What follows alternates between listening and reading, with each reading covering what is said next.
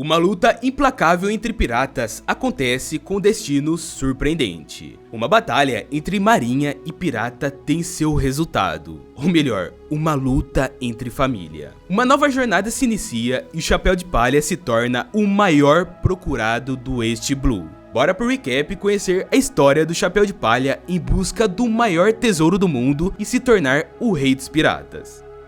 O episódio começa no passado, quando Nami foi obrigada a tatuar ainda criança o símbolo de peixe-serra, simbolizando que fazia parte do bando de Arlong. Depois, enquanto ela falava sobre a garota desenhar mapas que o ajudaria a conquistar o East Blue, e também com relação ao trato que fizeram, foi mostrado cenas da nova rotina dela. Os aldeões chegaram logo em seguida falando que já sabiam do sacrifício de Nami através de Nojiko, e todos disseram que iriam lutar pela liberdade ou morrer tentando. Porém, a Ruiva disse que a luta era dela, até que Luffy corrigiu pra nossa luta, se referindo a de todo o bando. Todos concordaram em lutar, mas o Sop ficou meio apreensivo, já que tinha visto os homens peixes lutando no Baratie e se provaram bem poderosos. Zoro afirmou que todos tinham fraquezas e o Chapéu de Palha concordou, ressaltando que eles descobririam quais fraquezas os homens peixes tinham na hora. A cena seguinte mostra Nezumi sendo levado para a sala de Garp, que não estava nada feliz ao saber da movimentação pirata que estava acontecendo na vila Kokoyashi,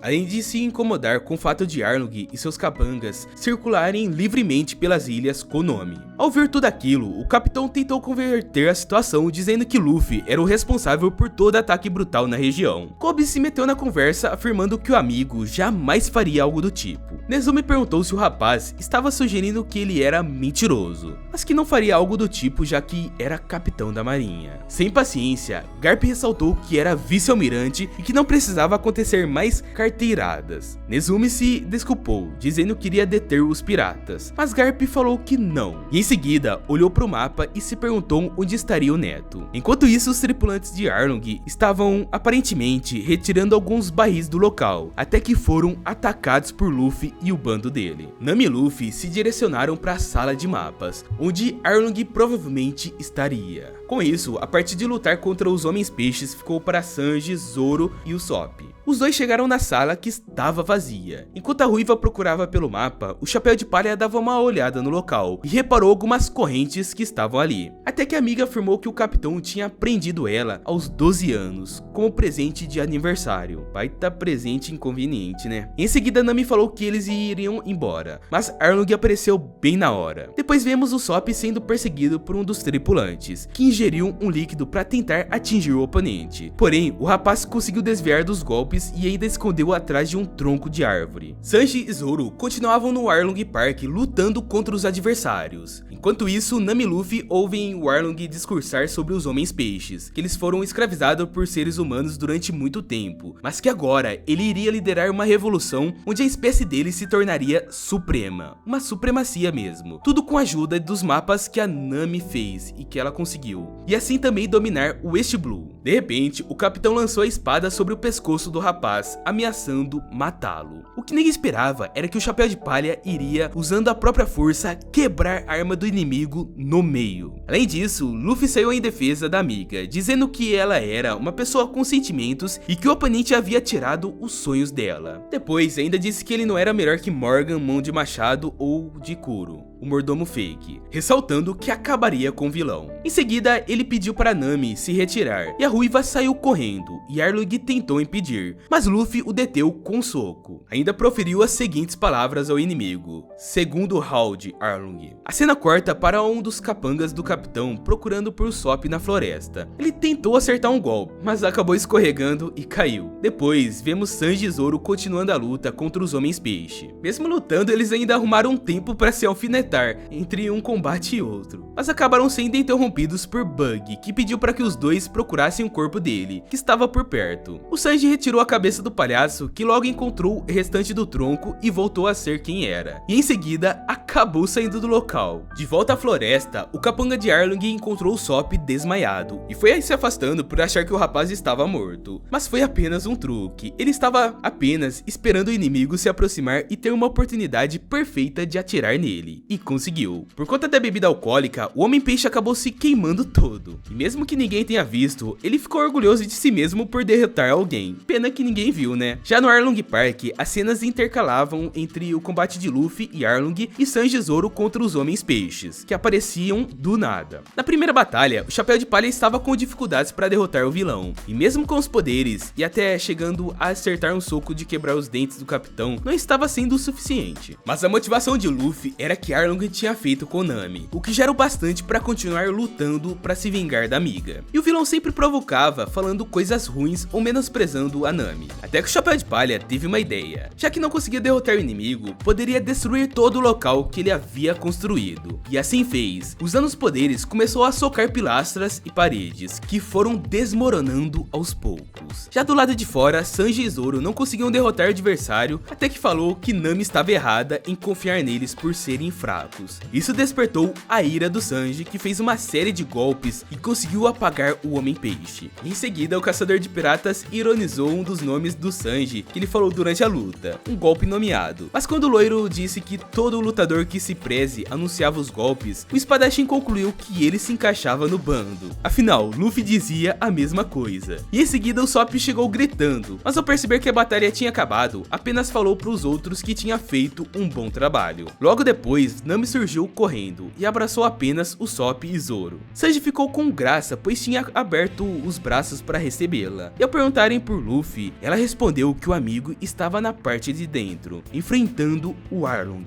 A cena corta para os dois ainda em combate, com tudo desmoronando. E o Luffy deu uma série de socos no vilão que foi lançado até uma parede. Irritado por ver que um humano estava destruindo o Arlong Park, Arlong foi pra cima de Luffy, que simplesmente usou a própria perna para derrubar o teto sobre o vilão, dando um chute épico e destruindo tudo, fazendo com que toda a sala de mapas fosse abaixo. Do lado de fora, o bando ficou perplexo com o que estava vendo, e quando o lugar caiu por inteiro, eles achavam que o Chapéu de Palha havia sido morto, e estavam com os olhos cheios de lágrimas, até que Luffy esticou o próprio braço, mostrando que tinha sobrevivido, e com um salto saiu dos escombros e se direcionou a Nami, dizendo que ela era a companheira deles e que juntos eram um grupo. Sanji, Usopp e Zoro começaram a rir, aliviados em ver que o capitão deles estava vivo. E logo depois, emocionada, Nami também sorriu. Uma cena muito bonita. À noite, todos os aldeões estavam comemorando a derrota de Arlong, pois agora estavam livres, ouvindo música, rindo bastante e, claro, se alimentando graças a Sanji, que havia feito um belo banquete para todos. No Jico, uma das pessoas que estava na fila disse que queria a receita do loiro e falou para ele escrever um livro de receitas. E detalhe, esse livro de receitas existe na vida real, que é baseado nas receitas do Sanji do mangá e do anime.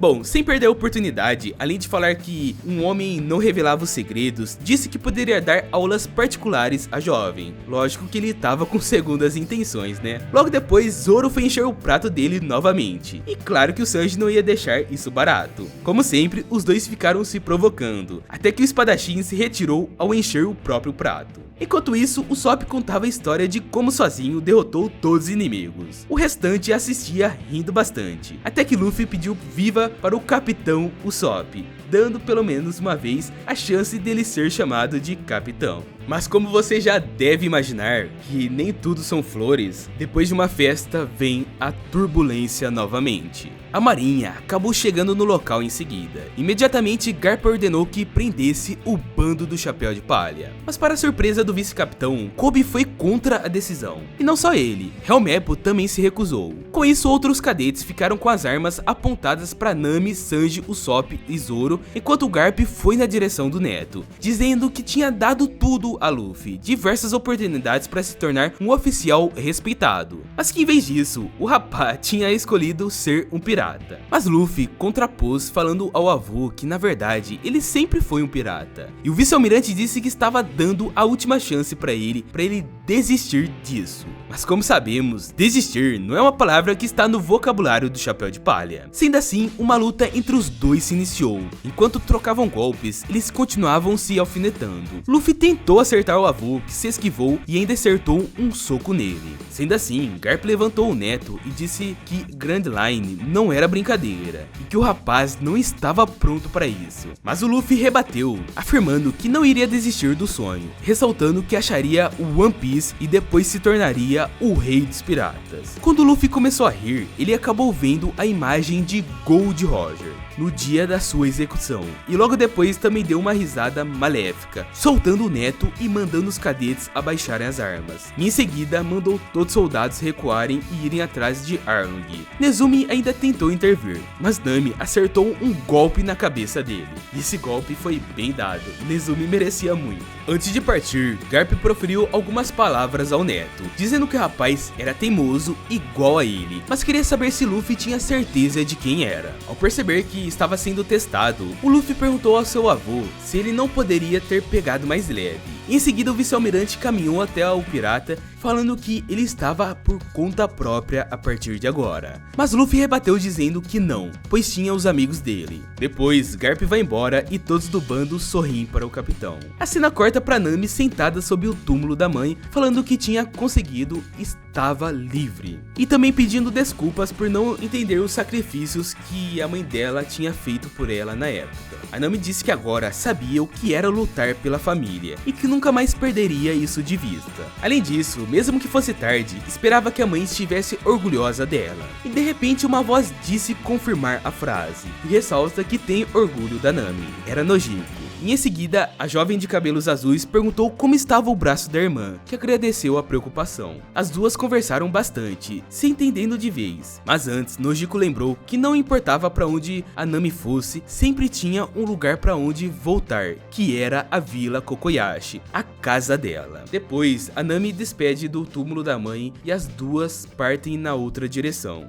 Enquanto isso, Luffy estava comendo uma tangerina quando Kobe apareceu. O cadete trouxe uma surpresa pro amigo. Finalmente, o Chapéu de Palha tinha o rosto estampado em um cartaz de procurado. Além disso, Kobe ressalta que a recompensa era a maior do East Blue, ou seja, o pirata mais procurado do East Blue. Os dois se abraçam e o marinheiro disse que era uma despedida. Ambos desejaram que fossem bons no que escolheram ser. Em seguida, Luffy vai até o Going Merry mostrar o cartaz pro bando. Zoro disse que agora as coisas iriam ficar mais difíceis, pois todos os caçadores iriam atrás deles. E Nami disse que não só do capitão, mas do restante do grupo. Mas Luffy disse que eles não ficariam em East Blue, pois iriam até a Grand Line. As cenas que se seguiram foram das pessoas vendo o cartaz de procurado com o rosto do Luffy. Primeiro Makino, segundo Kaya, depois F, seguindo de Buggy e Álvida, que estavam no mesmo local. E por fim Garp, que ressaltou que o neto tinha puxado a ele. No final de contas, puxou o avô. Depois Kobe e Helmeppo entraram na sala do vice-almirante, esperando para serem castigados. Mas para a surpresa deles, o homem disse que um bom marinheiro segue o próprio código e tem um senso de justiça. Com isso, parabenizou os dois cadetes, mas alertou que treinaria os rapazes,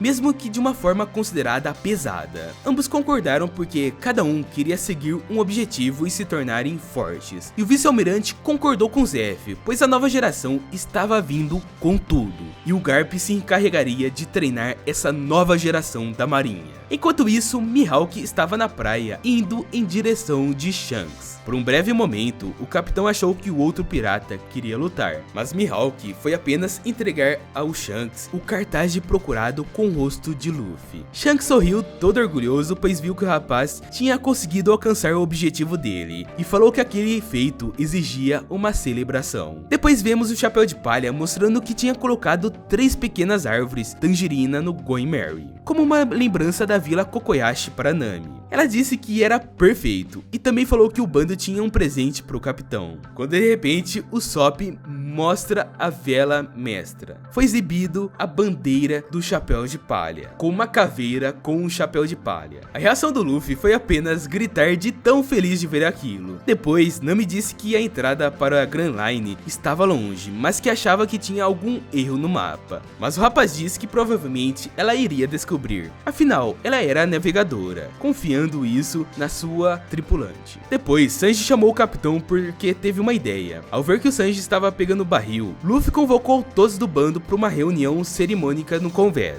cada um deles colocando um pé sobre o barril e falando qual era o objetivo de cada um deles. No momento em que proferem as palavras, aparecem as imagens deles crianças. Por fim, Luffy gritou dizendo que nada estaria no caminho deles. Então do nada, aparece uma pessoa queimando o cartaz de procurado do rapaz com um charuto. Quem será que é essa pessoa? Bom, esse foi o episódio 7 da série One Piece, e eu já fiz o recap dos primeiros episódios, do 1 ao episódio 8, então se você quiser conferir, é só clicar no vídeo que tá passando na tela. Se inscreve no canal para receber novos recaps, novos resumos de outras séries e de outros filmes. Valeu por chegar até aqui e eu te espero no próximo resumo.